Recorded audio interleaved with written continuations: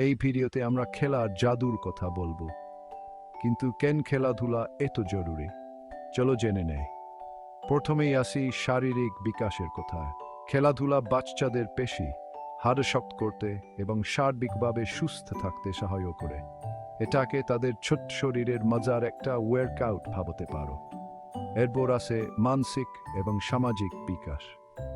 খেলার মাধ্যমে বাচ্চাদের আত্মবিশ্বাস বাড়ে, টিমওয়ার্ক এবং সহযোগিতা করতে শেখে। তোমার হাতে কি একজন ভবিষ্যতের নেতা আছে? একসাথে খেলা হতে পারে তাদের প্রথম পদক্ষেপ। কি তোমার বাচ্চারাও স্ট্রেসে ভোগে? খেলাধুলা তাদের মানসিক চাপ কমাতে এবং মনকে প্রফুল্ল রাখতে দারুণভাবে কাজ করে। আনন্দিত মন মানেই আনন্দিত বাচ্চা। এবং জানো কি, খেলাধুলা হলো মস্তিষ্কের বিকাশের সময়। এটা তাদের সমস্যা সমাধানের দক্ষতা এবং দ্রুত সিদ্ধান্ত নেওয়ার ক্ষমতা বাড়িয়ে তোলে, তাদের বুদ্ধিমত্তা পুষ্ট করে।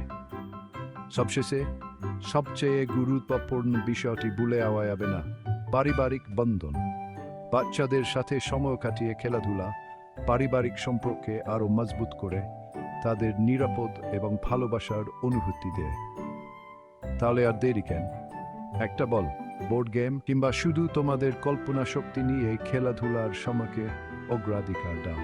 তোমার বাচ্চারা এর জন্য তোমাদের কাছে কৃতজ্ঞ থাকবে।